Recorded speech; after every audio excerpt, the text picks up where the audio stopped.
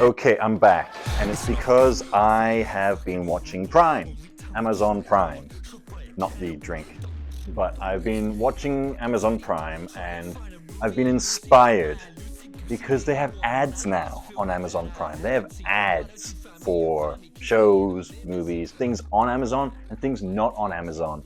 And one of those ads was actually an ad for Joker Folie à Deux or whatever it's called. Now, I hate the fact that they have ads on there, first of all. That's lame and dumb, and what are we paying for, right? But the other thing is, I've seen Joker 2 now, and the trailers are, to say misleading would not be enough to emphasize how misleading these trailers are, okay? So I thought it'd be fun to have a look at those trailers, and I'll do a reaction. I'm going to be cutting so I don't get copyright striked. Probably will anyway, but we'll just see. And yeah, I just want to see what they were like. So we're revisiting those trailers and we're going to compare them to what I've now seen. I have some notes. So basically today we're going to be doing a study of a trailer because I will say all the trailers I've seen for the Joker are very well crafted, even the really short ones. Okay, so before we do that, because that's going to get real spoilery pretty much immediately, I'll just give you some of my general thoughts about the movie.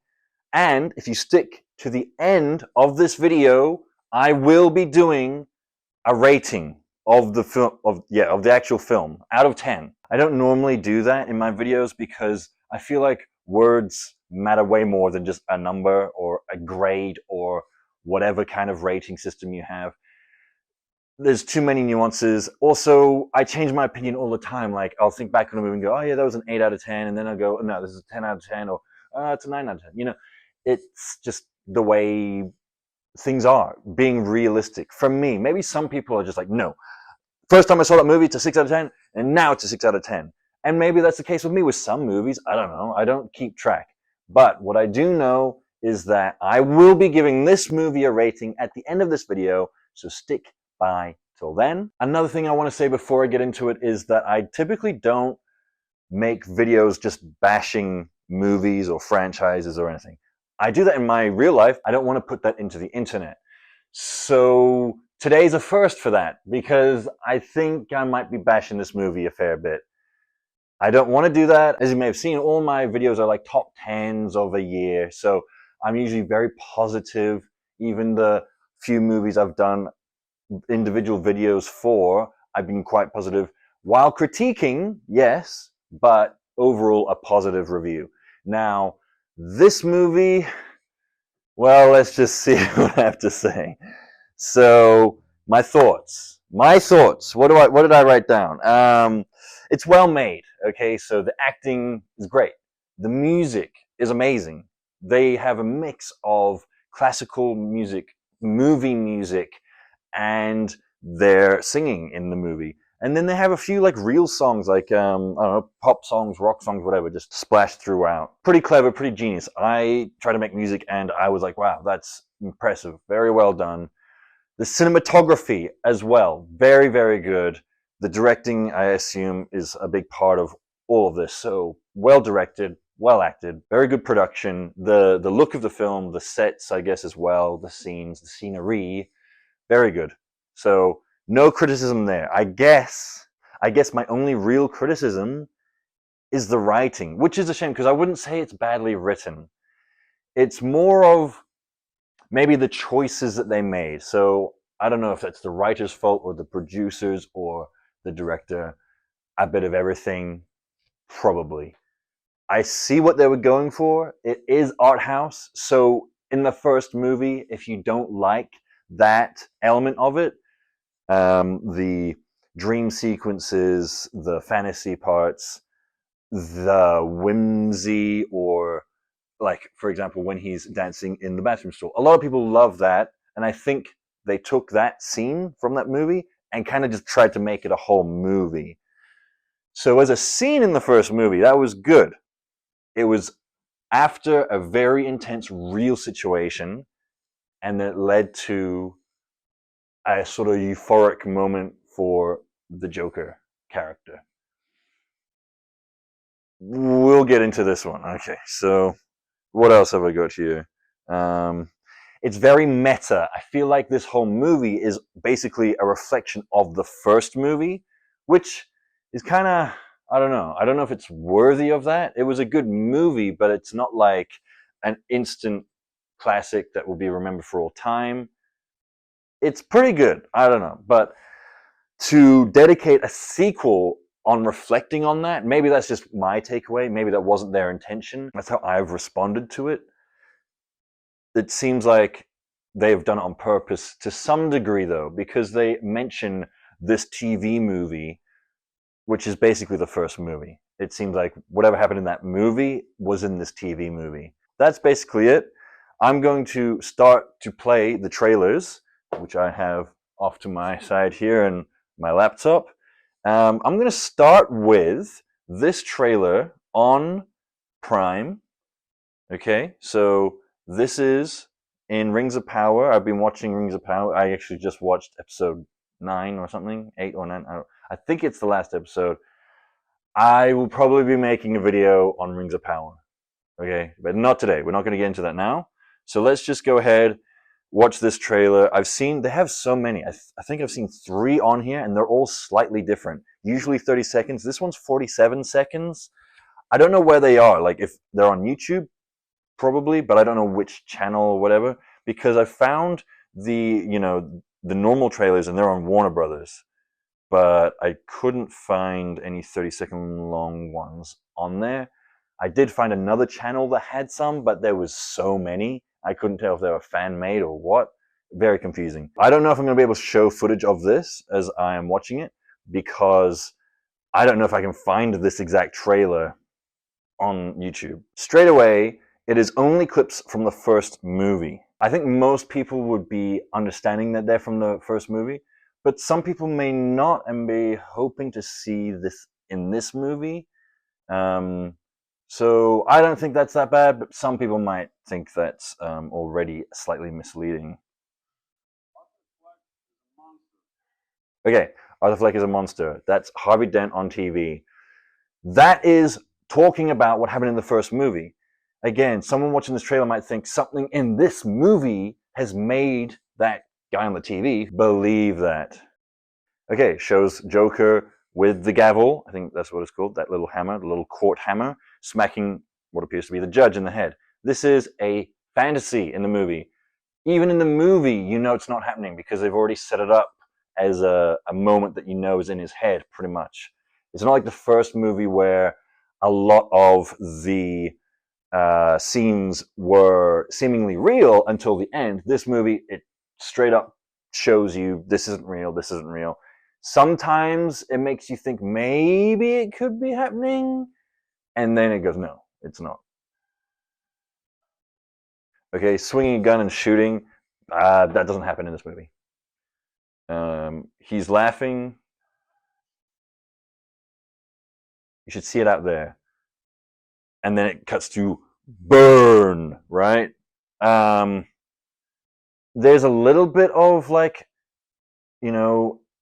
rioting in the streets, a little bit. Mostly it's just a crowd of peaceful protesters cheering on the Joker, the character of the Joker. Okay, so again, it's going off this chaos in the streets. It cuts to someone throwing something through a window. That's Harley Quinn. She throws it through a window, and I like that scene because she just saw the Joker, Arthur, his character, saying that he loves her or something on the TV, and so she was emotional and inspired to just take that TV. She just watched it on that TV. She takes that TV. Kind of cool moment. I like that in the movie. Taken out of context, it looks like there's chaos in the streets. Bit misleading. Okay, they're all going crazy for you. Not really. There's an explosion in the movie, which I'm sure is in these trailers, because as we'll see, all the best moments are in these trailers. Most good movies, I think, try to refrain from that a little bit. It's like the bad comedy trailer trope, like they'll throw the best joke in the movie into the trailer. and then when you watch it in the movie, you've seen it 5 times plus before, and it's not funny at that point. They're kind of doing that in this movie. Now, everything's out of context, so you don't understand what's happening or why they're happening. But I think in the trailer, it actually makes the context seem cooler and better, because when you see it in the movie, everything's a disappointment. Everything is kind of annoying because it's either in his head, or it's a fantasy, or it's just an emotional feeling and it's not actually happening. Barely anything happens in this movie. He's laughing in the court, and then explosion. Okay, so that's the bit where the explosion happens. Now that's not in his head, surprisingly, because basically everything else is. I don't mind movies having things going on in characters' heads. In fact, I really like that. There's plenty of movies that I like. But for me to have something tangible to hold on to, when you go to see a movie, you have some expectation, whether it's the title, the poster, a trailer, an idea of it, maybe someone in the cast, whatever it is, you have some thought about the movie before you go in and see it. This movie, I knew it was going to be a musical. I knew it was going to have Lady Gaga acting in it. She's okay. She's all right. She's not the best actor in it, but she's, she does her job. She sings a lot, so I guess I needed someone that could sing. And singing is a huge part of this movie, too. Like, it's almost how Arthur Fleck becomes back into the form of the Joker, and then also finding who he really is. So that was kind of interesting, but most of it is in his head. Almost all the singing's in his head. There's only maybe 2 scenes where he's actually singing out loud. One scene when he's being interviewed, which is a really good moment because it's almost like he owns that interview. He makes it his own. So I just wish there was more real tangible bits like that aren't in his head, that he is taking control of the situation. That's another huge point that we're going to get to, because a lot of these trailers like to make him out to be the Joker from The Dark Knight. Someone with a plan, someone who's 3 steps ahead. He is 5 steps behind in the movie. Anyway, all right, let's continue with this trailer reaction. Okay, kicking from like the first movie when he's on the stairs in front of the courthouse. I don't remember that in the movie. So either that's in a dream sequence or it's actually a bit that they cut out of the movie. Oftentimes they do that for trailers. They'll throw extra clips and scenes in. Let's continue.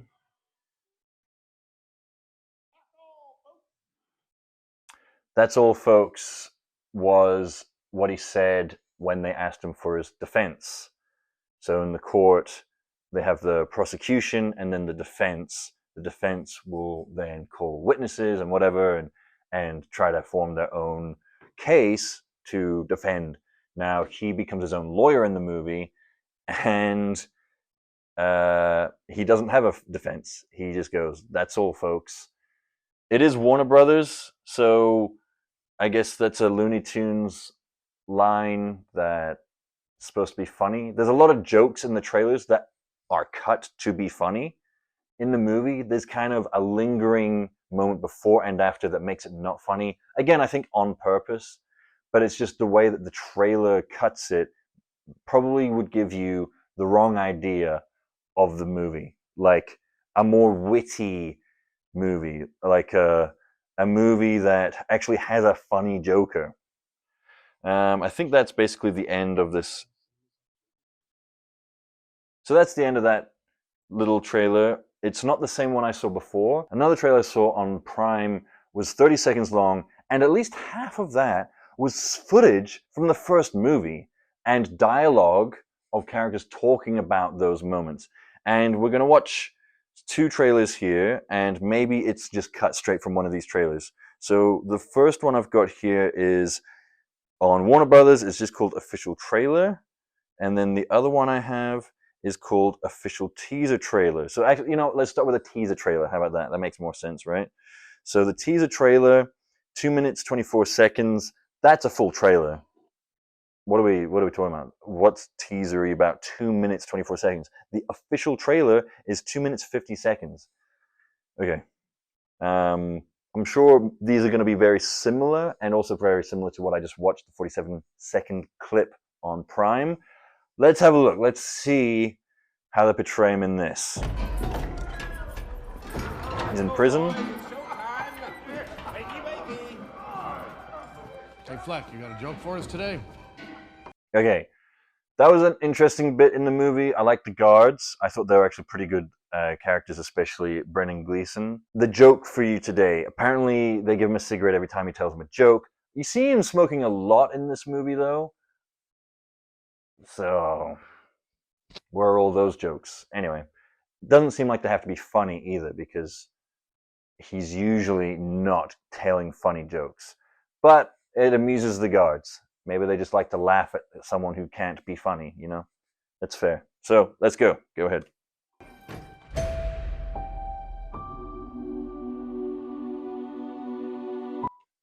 Okay, so this song works well in the movie, and they use it in the trailer. So that's good. I hate it when they use a song in the trailer and it's not in the movie. It just doesn't match. So you got to match the tone. So the tone, very good. So again, the trailers are very well made, very well crafted. They've chosen the pacing, the clips, the sounds very carefully.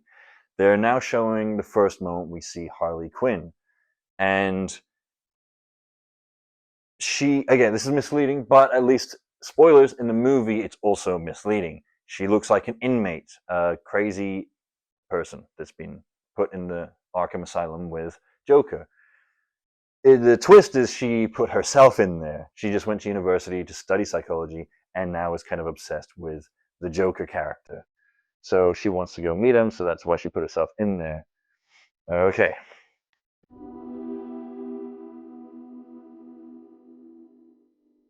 We use music to make us whole.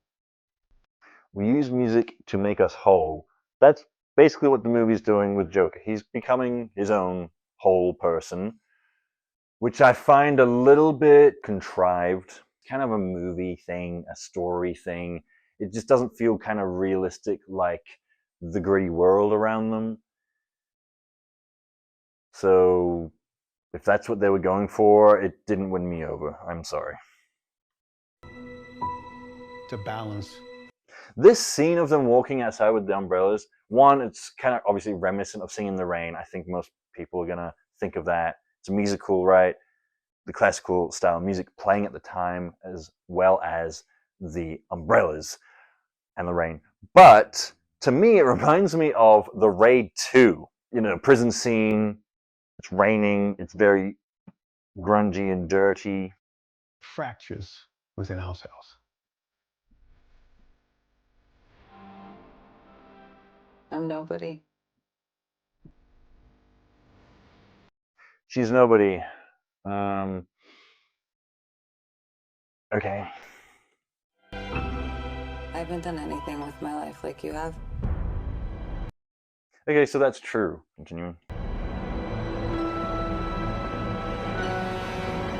Okay, first time we see this in the trailer. Finally, we're actually seeing something that's a bit more musical, stage presence like. I think that most people watching this trailer are going to think that's just a little bit of the movie. Like, oh, okay, they have a sequence, you know? No, it's most of the movie, kind of. It's a huge part of the movie. Let's continue.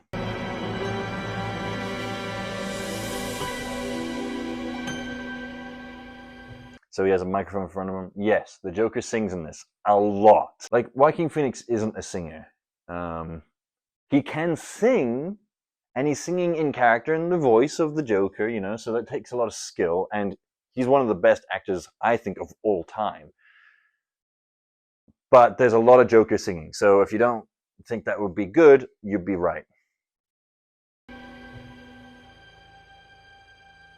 Let's get out of here. Let's get out of here, as if they're going to plan this big escape. They kind of do. She lights a thing on fire, they get out, but they get caught, and it leads to nothing, which is okay. I didn't mind that they got caught, but again, you'll see, this is not really a Joker that is 3+ steps ahead. This is a Joker that is highly influenced and highly reactive. He, again, barely has any thoughts of his own. He only does what he's told to. And I think they're definitely, building on that of a character, which is fine. It's not the Joker, though. And I think what audiences like to see from the Joker is his control of the situation, not this low IQ idiot, which is literally what they say about him in the movie.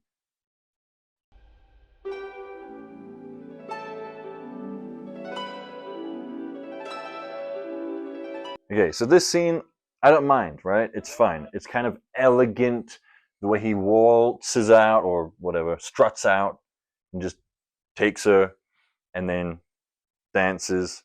It's good because he's falling in love.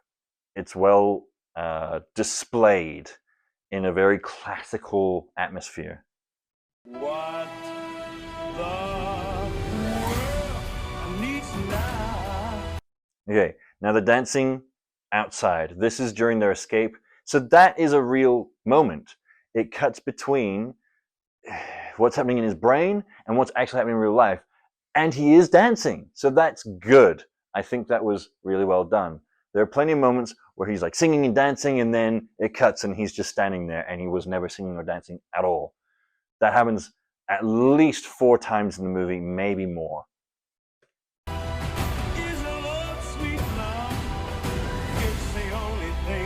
Okay, he's running down the street with 2 other Jokers.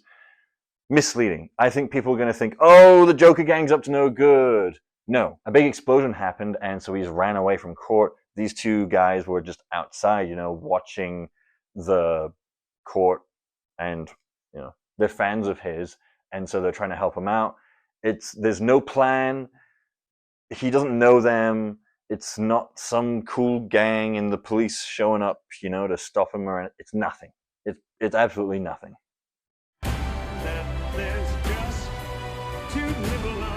Okay, some sort of club scene. He's like smoking. A lot of smoking in this movie. Very much glamorizing it. I'm not necessarily a smoking hater, but I find it a little bit backwards because they're definitely glamorizing it. There's no question. They're definitely trying to make it look cool. And they are. It does look cool.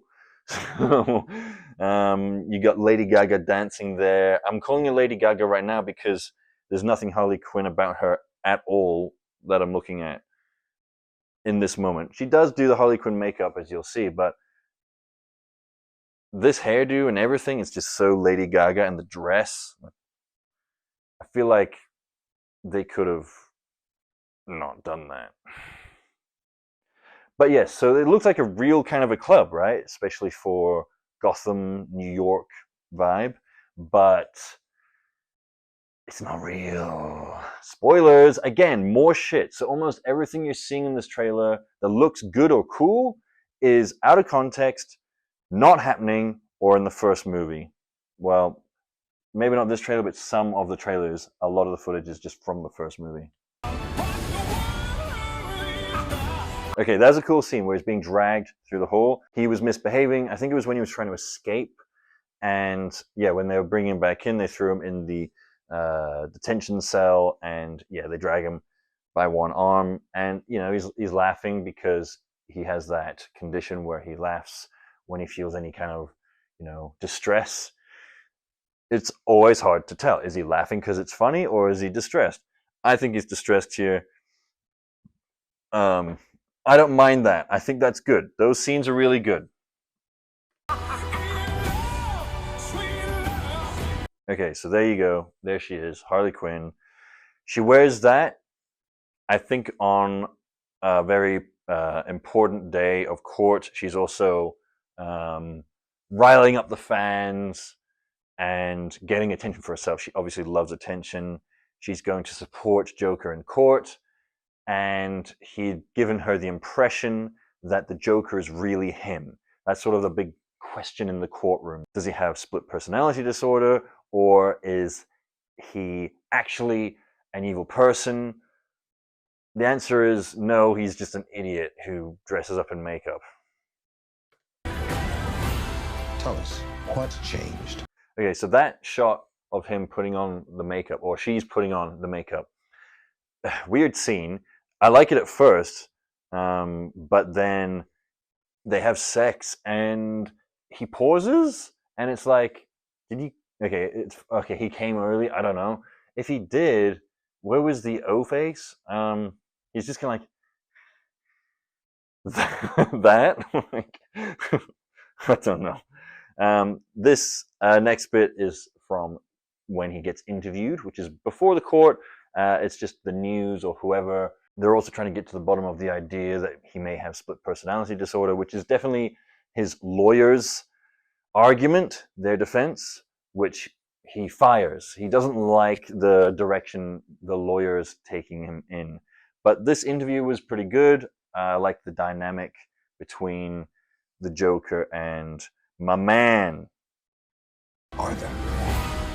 There you go. There's that shot again of them kicking on the stairs. Again, I don't remember that. He's never there. Maybe it's in a dream sequence. Misleading. I'll tell you what's changed. I got alone. Okay, him in a white coat. It's clearly some sort of stage thing. It's all in his head. I'm not alone anymore. Okay, tell you what's changed. I'm not alone anymore. He's being manipulated by Harley Quinn. Harley Quinn is just a super fan, and he's got the idea that she's just like him. She's not. She just knows a lot about him and knew what to say to make him fall in love with her. So he is being played constantly in this movie. He has no real footing. Okay, he's got a chair and he bashes someone. That looks like kind of a real moment in the movie, right? No, it's in his head. It's actually the courtroom. It kind of looks like a club, probably because of the lighting, but this is a sequence going on in his head while someone is talking. And yeah, I guess he imagined singing a song and doing a dance and then bashing the guy with a chair. It would have been so much better if it actually cut to reality and he did just bash someone with a chair. Because it didn't matter, because what comes after that, I'm pretty sure, is the explosion. So whatever, he bashed someone with a chair and then the explosion, and he goes, you know, it's like, can't he do anything? That's what we should be talking about. That's what we should be talking about. What, is there some agenda, some politics? What's going on? No, he's talking about how he's now in love, which she is being played. So, I don't know. It's like, how dumb is this guy? Very dumb. Again, Harley Quinn's throwing the thing through the window. Got a fire, them running together with fire behind them. Now, that does happen. She does put on a fire while they're watching a movie. Every prisoner or inmate or crazy person in the asylum's in there, patient, and they're running away, and there's a fire behind them. You know, that's real. So that's good. She's putting on her Harley Quinn makeup. That's before you see her then with a full jacket and everything. Cool, but she's a phony, and he's not the Joker. So next shot we can see is the Joker laughing alone in the yard in the rain. Cool shot, cool idea. It's good. He's emotional, so it's good. Okay, more shots of the explosion. Then there's her with a gun pointing at him because he has been told by his lawyer that Harley Quinn is playing him. Again, he didn't realize it himself. He's just being told exactly what to do and what to feel. So he likes her, but now she's pointing a gun at him. Again, it's all in his head, not a real moment in the movie. She's putting a smile on her face. He's got his arms up with a cigarette in his mouth. Looks like he's maybe playing the piano or just part of the band. All in his head. Doesn't actually happen. This bit happens. The perspective doesn't line up. Was he leaning into something so that she can see?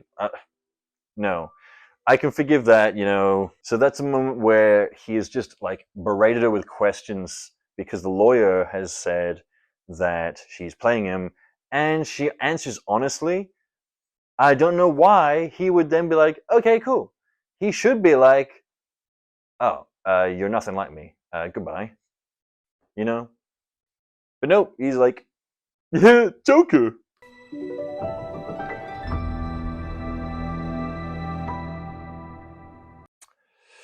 Yeah. Now we're gonna go to the official trailer. 2 years ago, the name Arthur Fleck hit Gotham like a hurricane. Those moments in the car are okay. He's, practicing for court, but also his inner maniacal laugh comes out, so it's good. He's nervous, I guess, or he's preparing. It's just something interesting. I like that little character building moment. The trial of the century. They believe These moments of the vehicle driving on the way there, they do a lot of this in the movie, and they also have a lot of like walking behind him, very reminiscent of Scorsese, Paul Thomas Anderson, those movies where you're just following a character around. They're doing it on purpose, especially the Scorsese reference. Also, though, the car moments in particular remind me of The Dark Knight, because those are some of the coolest moments with the Joker, when you're hanging out the window, doing all that stuff. Arthur Fleck to be some kind of martyr. Some kind of martyr. Again, he has no agency. He just rolls with it, but not because he's got this chaotic genius about him, because he's a moron. It's so weird. Like, why are you turning the Joker into this? Well, he's not. Okay, it's almost like they're playing that vocal line delivery from Two-Face, Dent, over him laughing as if he's laughing in reaction to that. No, in the movie he's not. I don't remember when those scenes happen, but they're not played like that in the movie. Clever editing for the trailer, though. Again, these trailers are well made, just misleading. There's a monster.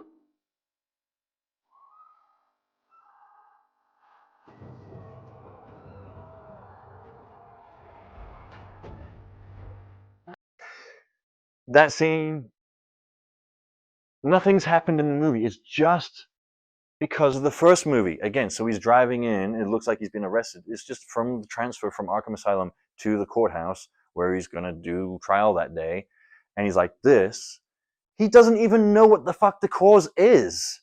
He is that dumb in this movie. So misleading, because an audience member will go like, oh shit, he's been arrested. What's he done? He's like, go get him. Like, fuck yeah, I fucked shit up.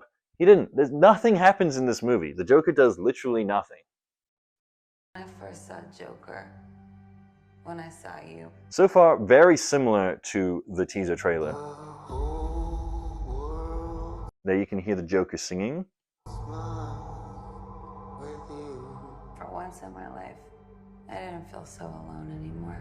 Okay, so you actually see the moment of him on the TV, and then you see why she smashes it to steal that TV. Nice moment, but taken out of context in the trailers.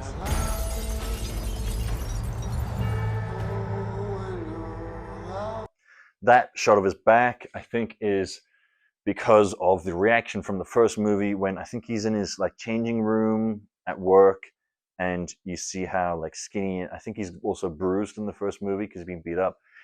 And it's a testament to Joaquin Phoenix's acting and dedication and losing weight, and the way he's pushing his shoulders forward so his shoulder blades pop out like that. They show off his back a lot in this. Again, reaction to the first movie.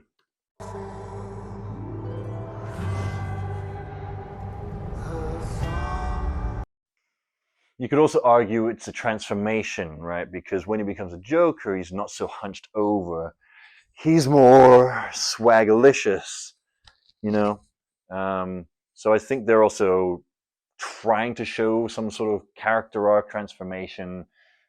But again, he's got no agency and he's a dumbass. So it's kind of disappointing. I find every moment kind of disappoints me and is annoying because I can just see okay, here's just another dream sequence. It's annoying because I know it doesn't fucking go anywhere.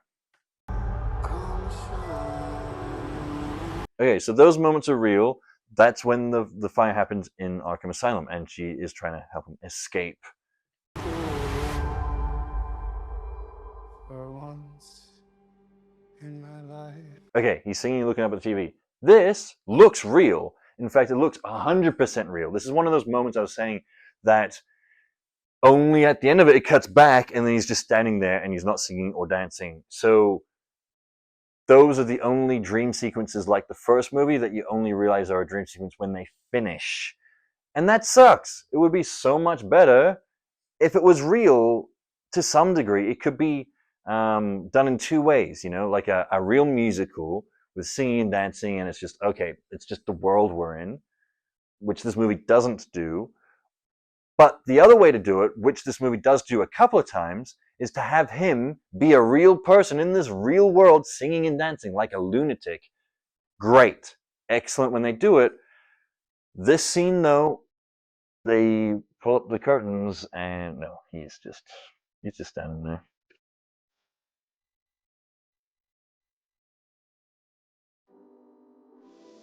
How about you, Arthur? So this prison guard, very good. Charming, brutal. He's interesting. And it doesn't really go anywhere, I guess. It has one major impact on him. Again, he has no agency for himself. So he has this grandiose speech at court, gets back to the prison, they beat the shit out of him. The next day at court, he's a little wussy baby. He's like, I was going to come in here and be a big man, but now I know I'm not the Joker. And then that's why Harley Quinn walks out of the courtroom. So he, again, is just influenced by people around him. He gets beat up once, and he's like, no, Joker's not real. Anyway. Do you still think you're a star? Okay, things like that, very misleading. It makes him look like he's got a big plan, like, little cheeky smile. Yes, I do think I'm a star. Why? He's just delusional. Showtime. Big crowd. They're in love with the character. Again, meta, right? Because we as audience goers are in love with the character, and we are cheering for him to become something. From the first movie, it ends with what we thought was him becoming the Joker, right? This movie definitely plays on that.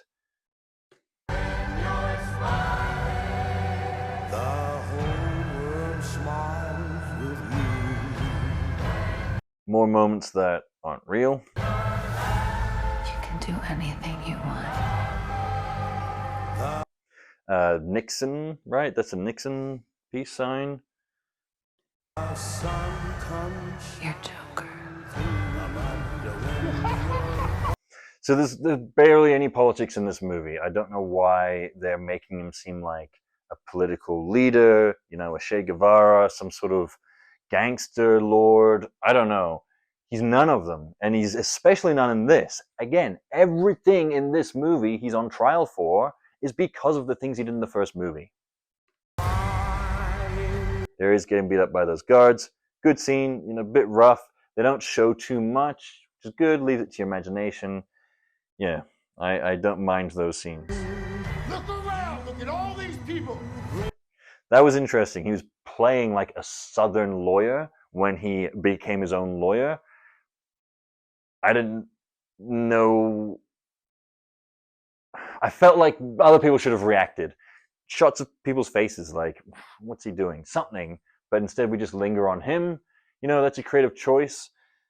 You can then see the reaction from the guards.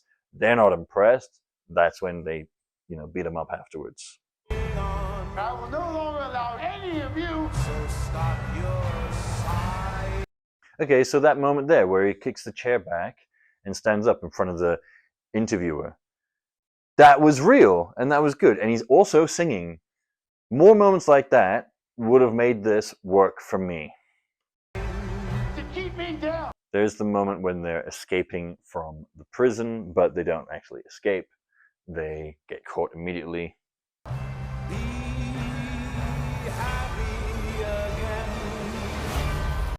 Even Harley Quinn standing there with the elevator door closing insinuates something's gonna happen, I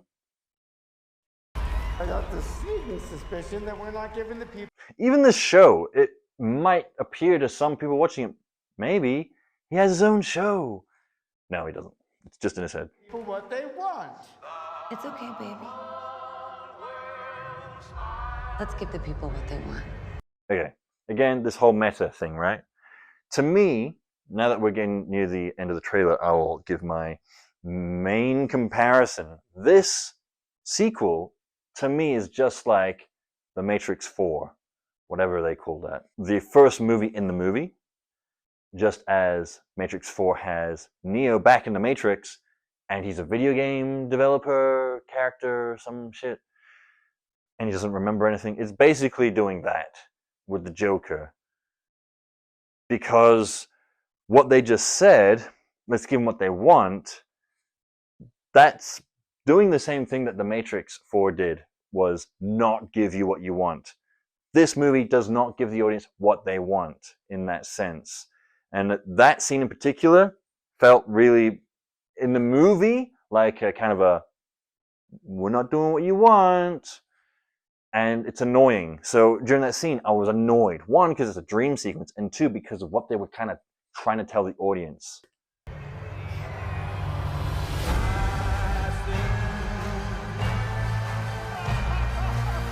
Okay, it looks like a bit of chaos. Yeah. Chaos, whatever.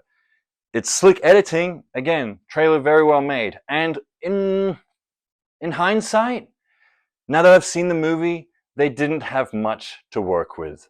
Because, yes, they have cool shots from the movie, but the only way they can show them in a trailer is going to be out of context. So again, now I've made this whole video bashing the trailer, bashing the movie, but really, I think the guys that did the trailer probably did their best. They made excellent works of art out of a very slow movie where basically nothing happens and it's all just a reflection and a commentary of the first movie.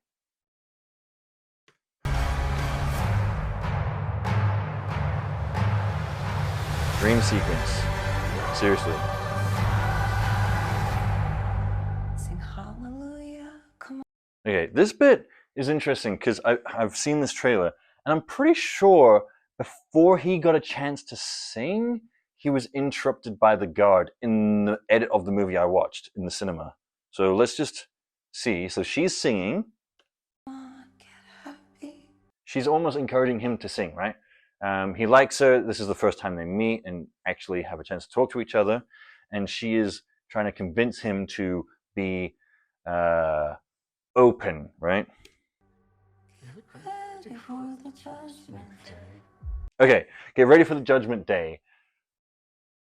This movie amounts to nothing. They're literally talking about building a mountain. And you're like, okay, well, what is that? Because at no point in the movie do they give any idea of what they want. And I don't think he knows what he wants either. So again, I think that's on purpose. And that little bass boom, like, oh shit, they're planning something big. Well, they're not. He has no idea what's happening.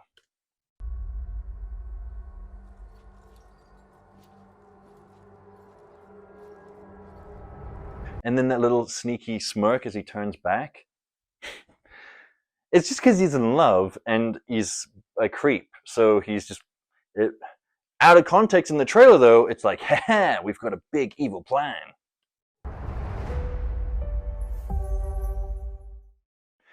But yes, I'm pretty sure that scene in the movie ends differently. I don't remember him turning back to her like that or continuing singing. I'm pretty sure as soon as he's about to start, the guard interrupts and then brings him back into the music room. Maybe, yeah, he turns back, but something's different there. Maybe it's a different take, or maybe they edited it completely differently. So I promised you, here is my review. Here's my rating of the movie out of 10. I'm giving it a 4 out of 10. Yeah, it's pretty harsh, especially because so much of it is well made. I think everyone who worked on it put a lot into it. It's not a movie that they half-assed in any way. My review purely comes from expectation. Part of that expectation was what we were shown in the trailers. So this is a look at the art of trailer making. I hope you enjoyed. I hope it wasn't too much of a bummer. If you liked the movie, great. That's cool. I just personally was disappointed and annoyed. I knew this was a musical going in. I've seen live musicals like Hamilton. I would take Hamilton any day over this. It's not like a musical you can really sing along to, learn all the lines, and feel good. It is very much a feel bad. I'll end just like the fucking movie does. He gets stabbed, and then the guy that stabbed him cuts his face while laughing. So I don't know what the fuck they're doing there. Are they trying to say like, oh, he wasn't the Joker all along? This guy was the Joker. Because you actually see him in the background throughout the movie, and there's mention of him smiling all the time. Also, his joke was more witty. So he tells a joke and then stabs him, which is part of the joke. So that guy, maybe he becomes the Joker in the actual Batman movies they're making now. Maybe. But even if he is, it's not like it matters. Like, who cares? It's just like, oh, okay, so he's the Joker. I think they also killed him because Joaquin Phoenix doesn't really do sequels. I think this was his first sequel that I'm aware of. And so he's like, yeah, I'm not doing any more. So yeah, let's kill me. Yeah, you know. Let me know what you think of this kind of review. It's a bit meta, which I thought was fitting because of the meta-ness of this movie. And it gave me stuff to react to talk about instead of just trying to remember it. So we'll see if I do any more videos. No promises. Goodbye.